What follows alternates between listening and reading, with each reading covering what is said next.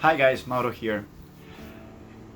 It's been a while since I have been wanting to make a course for teenagers and adolescents, something on the mindset for also for athletes and non-athletes. I had in mind the goal to create a course that will you can adjust, you can apply to someone that is into sport or someone that is more not really into sport or doing some other activities at school or any other hobbies or anything else that they practice that seriously, but something that it could be and that I could apply what I have learned throughout my years coaching in tennis and also coaching peak performance to people on and off the court. And the truth is that when we enter into young people's territory, I'm talking about it can be kids from um, 9, 10 years old to people that they're already graduated from college. It's but when it comes to young people, it's a different story than it could be for us adults because they are in a phase in their lives where their mind is hasn't developed fully, and they're facing very different problems that I'm sure, I mean, at least I remember personally going through problems like perspective taking, like you don't know who you are, you don't know where you fit. And then there is a time when you listen to your parents, or if your dad is coaching you, like that was my case, and you get to and you pay attention to him or her, and you get to a certain time or age where you kind of say, oh well, you don't pay attention to your dad or your mom anymore, to your parents in general. And when they're coaching you, when they're coaching you in a sport or something else, it's there's a time when kids get to they get to a point where it's not cool to listen to my parents anymore. So a lot of people struggle with that idea of saying, okay, you know what, I need to find a coach now for my kid or for my daughter because they don't listen to me anymore. But I think that is very important that there is some basic knowledge that we can have about our kids, about your teenager, your adolescent, that is going to help you not only coaching that person and but just in general getting along with them and having deeper conversations with them and them opening a little more with you. um, I grew up being the kind of kid that was very high tempered on court, and I was not able to change that until I was probably, I would say, 18, 19. But that not being able to control my emotions and all those doubts that I have in my mind, that I had in my mind, thinking like, am I good enough to beat this guy? And I mean, just so many things that can happen to you, whether you're an athlete or not. That can, now that I think about it, I say, you know what, that I can even think how much that slowed me down. I can even think how many matches I lost to people that I could have beaten, and or people that I lose have, I could have been, could put up a better fight against them. And that is something that I didn't find out until I was probably 18, 19, and started playing more competitive tennis, more like the professional tour in Mexico. And that's when I kind of figured, I say, Jesus, man, I wish I had known these things 3 or 4 years before. And that's why I've been wanting to create a course that I'm gonna have on Udemy, probably within the next 1 or 2 weeks. I'm gonna put the link to another course that I have on Udemy, and in that same link you will have access to the new course that I'm gonna have by then. Today is it's September 30th, so I think that by mid-October it'll be up. But anyways, it might be a little long because I'm not even gonna go through the whole thing. The course that I'm gonna have, my plan is to have between 60 and 90 minutes, of course. But this thing I'm gonna is just a summary of the very basic stuff. I'm gonna leave a lot of stuff out there because I just wanna give you. I just wanted to help you something just on the surface that is gonna give you can help you a little bit. All of you parents, like I say, this is something that you can apply whether your kids are athletes or not. Okay, and the first thing I want to talk about is a failure balance. This is 3 points that I'm gonna talk. Okay, the first one is your kid is competing, or your kid is doing a project at school or something, but things go wrong. There is failure. It is very important that first, everything I'm gonna talk here, this is a stuff that I'm giving you, and I'm hoping that you guys can talk to them or can watch the video with them. But this is important. This is a stuff that I'm gonna put on the screen. It's gonna be shown on the screen, like the notes that I have. I'm sorry about my handwriting. It's not very nice. I cannot write like a doctor. But anyways, I hope this is good enough for you to break it down and remember what we talk about. And the first one is let it hurt. When the kids fail, let it hurt, meaning when we lose, or when kids lose, many times there are a lot of parents that they don't want kids competing at something, or they don't whether it's in school or in a sport or anywhere else. Sometimes they're a little bit concerned about, okay, I don't know how he's gonna deal with it. I think that it's important that the kids start facing those challenges at an early age. And it's important, and it's gonna be better for them if we know how to present. Okay, what you're going through right now. That, let's say, you play. You lost a match, or you didn't win some project in school. Okay, what's happening is that they gotta learn to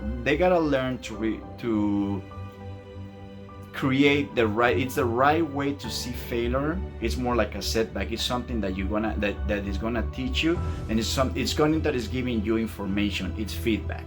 You have to understand that, okay, you're gonna lose, and it's gonna hurt, but what you wanna do is don't let that affect the way you look at yourself. You gotta look at it like, okay, this thing that this is doing is just telling me, where am I supposed to work more? Where am I supposed to put more work? What am I lacking? It's like the criticism. You don't want to look at it like, when we listen to criticism, we all think like, oh, I don't like that. No, they have to learn to rephrase things in their mind and say, okay, the failure or the criticism is just something that it's showing me what okay, these are your strengths and these are your weaknesses. This is something you can learn from that. So reprogramming, rephrasing, and seeing things in a different, feeling it, not liking the fact that they probably didn't win, but they have to learn to rephrase that and understand that, okay, this is just information that you're getting to get better. The second one is you gotta learn to control it, not to control you. That's what when I say kids have to understand. It's important to talk to them and make them understand that, okay, you are not your setback. This is totally different from you. You gotta focus on yourself. You gotta focus on the way on the process, how you're training, and on the time that you're putting, on your effort. And when things don't turn out the way that you like, that result is just the feedback that you're receiving after the process. Don't let it become you. What you have to do is it is very important that we talk to them and we make them feel that it doesn't matter.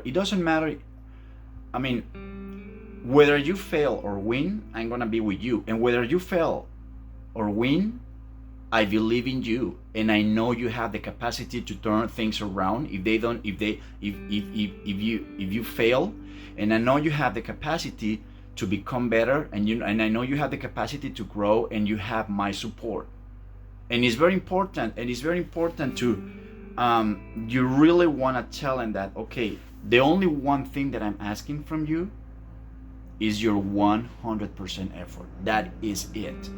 They have to feel that you have their backs, but you don't want to make it so easy for them that they say, okay, you know what, if I fail 100 times, it doesn't matter. My dad is still gonna, my parents still gonna be paying for classes, and they're gonna be still be sending me to. No, I mean, they gotta know that, okay, me as a parent, I'm supporting you. Your part is to put your best effort out there. And so it's got to be, this is something that is gotta go, this is for you, and you got something for me. It's gotta be that way. And they have to understand that. Otherwise, you gotta make it clear that, unless I see you giving 100% to this project, I need the 100% from your part. Otherwise, this is just not gonna happen. Okay, the third one is your identity isn't defined by it. That's what we're talking about. It's very important, the parents supporting the kids, because it's very easy at that age to fail and feel that we are the person that we are is the last result that we had.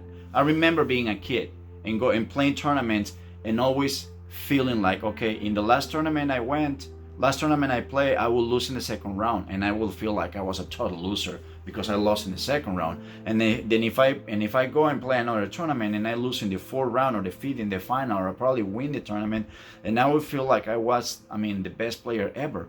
So it's very important to help them create. That's part of the not learn to control, don't let it control you. They have to learn to create a self. We have to help and create self-esteem and a self-image, saying, this is you are capable of doing this, you have everything you need, you have our support, you have a place to train, you have the tools that you need, you have the tutor that you need, where it's just they know that they have everything that they need to become a high achiever, and they have to understand that they can become that person.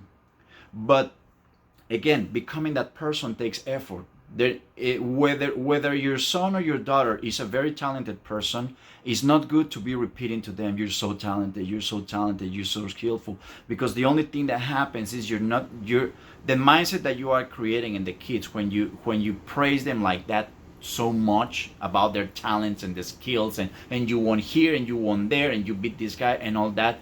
The only thing that happens is that they start feeling like, oh, I'm so good, I'm entitled. They feel that they just showing up, they're gonna be good, and they're gonna win, or they're gonna get the desired results. So praise them based on their work, on their effort, on how much they're putting on it.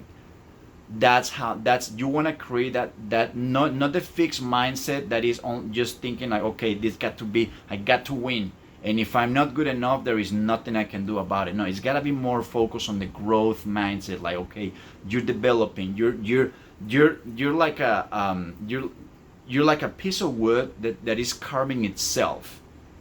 So you have the potential to get as far as you want. The potential is there, but everybody has potential. That's no big deal. Everybody has potential. What you do with that potential, that's up to you. Your willingness to pay, to wake up early, to train for hours, to go and try again, to fail and get up, to do the extra work, to listen to us, to pay attention, all those things. You want to give them the freedom to speak their minds as well, but they have to. There is always got to be respect, parents and kids, and you have to understand one thing, parents, kids, they haven't fully developed their brains, so many times their perspective until they're 25 is when they fully develop their brain, and before that, especially when they're teenagers, they don't have. They misinterpret a lot of the faces that we make. I don't have kids, but I coach kids. So that's why they misinterpret a lot of the faces that you make, and And a lot, it's, I mean, this is something scientifically proven, and a lot of the times when they misinterpret that, they think that face is anger, that you're mad at them. That's why they get defensive, and they get, and they, you, they argue a lot, because many times they really don't know what's going on. That's why it's very important to be very clear with them, and say the things that you want from them and how you're feeling, because their mind is not fully developed, and there are things that they still cannot read, and they don't know very well. Also, you have to pay attention to the fact that they're going through the time when they still don't know, they're still dealing with, who am I, what am I doing here, it's still a sponge that is absorbing a lot of knowledge, and that sponge absorbs a lot of knowledge from a lot of places and a lot of people nowadays, and it's very easy to absorb knowledge that is not good for them. So, okay, let's move on, guys. Let's say you got we got those 3 points. How are you going to react after failure? Okay, this is what I call the strike back plan, SBP. Once you fail, what are you gonna do about it? That's important part. Okay, many times this is the time when a lot of parents that put a lot of pressure on their kids to do well, they loosen, because they don't know that. I think like the parents sometimes they try to apply more pressure on them, thinking, okay, you got to work harder, and just kind of spend more hours on it, and you gotta try harder and all that. And the only thing that it does is that's when sometimes the kids, you end up kind of just pushing your kid away when you get like that. It's very important to talk to them and make it very clear. But the way you approach them is the important part of this. That's what I want to say. The way you approach the kid is how it's everything. The way you talk to them, that's just everything. Remember, we're talking to someone that has a lot of issues. They already have a lot of issues that we as adults may think like, oh, that's not important. I mean, I'm dealing with feeding you and 2, 3, 4 members in the family and paying mortgage and all that, and you're telling me you're just struggling with a couple of classes in school and you cannot beat this kid. I mean, at that age, if you remember, there were a lot of things that I remember being a kid, and there were things that there were opponents, guys that I would play that I hadn't been able to beat them for one or the first 2 or 3 times we played. And to me, finding out how to find a way to beat them, or how to find a way to pass a test, was the most difficult thing in the world. It was, I mean, like almost a matter of life and death. So again, you have to pay attention how you approach them. You really have to pay. The way you talk to them, and the way you ask for things, and the way you tell things has a lot to do with how deep the connection with your kids is going to be. So you want to pay attention, and it's very important to explain to them, okay, you fail. What are you gonna do now? It's important for them to understand, especially in these days of the social media, when it's very easy to brainwash their minds, thinking that, oh, there is a lot of, you can be successful out there with so little effort, you can make a lot of money, and they think that there is a lot of people in the world that they only put 20 or 30% or half effort on the things that they do, and they become rich quick. When it's very important that they have to understand that there is no secret to success. I mean, we all can learn from books, and we can learn from seminars, and we can learn from YouTube. But the truth is plain and simple that if you see the interviews of, for example, Michael Jordan, 1989, he lost to the Detroit Pistons in the 7th game, and they said that was one of the most painful losses that he had. Because they went the distance, they ended up losing. And when they interviewed him, he said, "Okay, Michael, so what's next now?" And he said, "Well, I mean, what do you think about that? You guys went all the way to the seventh game and lost." And he said, "Well, I mean, we fought for it. It's good for them. We respect that they were a better team today. And what's next after this?" He said, "We just have to focus on working harder. We just have to focus working, and we already have in mind these guys. We know that they're a good team, and we're gonna face them again for sure the next year." So, I mean, this is very simple. It's the hard work. You gotta work harder. You gotta start. You cannot have the same mentality facing bigger challenges. If you cannot have the same mentality if you're thinking bigger, if you're aiming bigger, if you want something that is better. You gotta start becoming a different person. And becoming a different person, that requires effort. And that requires that changing your habits. So one thing that you want to make it very clear to your kid is that, okay, if you want to transcend this thing that stopped you from reaching your goal, you're gonna have to start changing your mind, and you're gonna have to start changing the way you think, and you're gonna start changing the way you work. Otherwise, you're just gonna get the same results. It's not easy. There is no magic potion or no magic words or no magic training. You have to put more effort. You have to put more hours. You have to focus more. You're gonna train. Don't just train. Don't just do it just because. Okay, I did my 2 hours of training, I'm gone. I'm going to see my friends, and I'm going to watch TV or my phone or my iPad or whatever. No, when you're training, there is just training, and there is purposeful training. Purposeful training is you have perfectly clear in your mind and perfectly focused in the moment for those 2 hours what you want. It's like when a tiger locks eyes on the target. You're looking at it, and you're not even blinking. You're not distracted. You're just looking at that thing and says, this is what I want. That's what I want to get. And you have to learn to stay focused and away from distractions. More technical, physical, and mental training. This is key. More mental, more technical. Technical, if this is something from school, I'm assuming that if your kid that it probably needs to get better with math, probably needs to get better with physics or whatever class or whatever it is that they project that they had at school or something.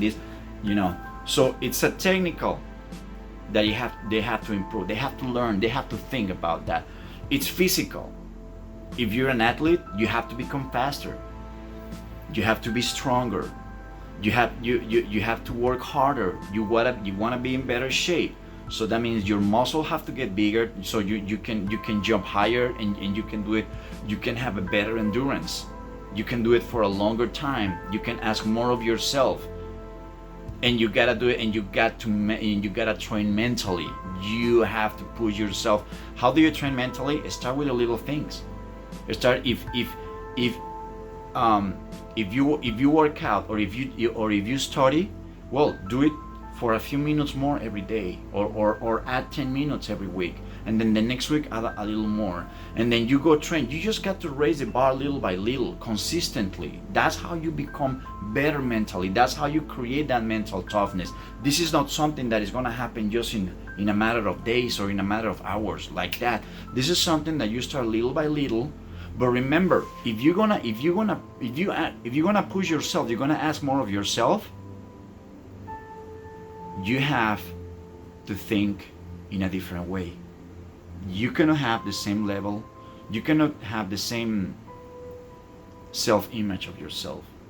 You cannot try to get better if you're not thinking that you can get that far. You cannot expect to beat someone you never beaten before if you don't look at yourself and say, I can beat this person. And how do you work that? It's on the little things. You improve your preparation, and you push yourself little by little every single day. And this is something that this is how you respond when you lose. This is the one of the how are you going to react phase that were 4 or 5 points. This is an important one. Start working mentally to become a different person. I just talked about that. You have to start working mentally. Your kid has to, you gotta make it very clear. If you're gonna be the same person, you're gonna have the same results, and you're just gonna be wasting your time. He's got to start working to become a better person. You gotta start working to change the way you see things. You gotta start working on the way you talk to yourself. You gotta start working the way you approach challenges. You gotta start working on the way you see failure and setbacks. You gotta start working on the way what is your actions and and your reactions as well. They need you need to make it very clear and say this is something that can have a big impact on your life forever.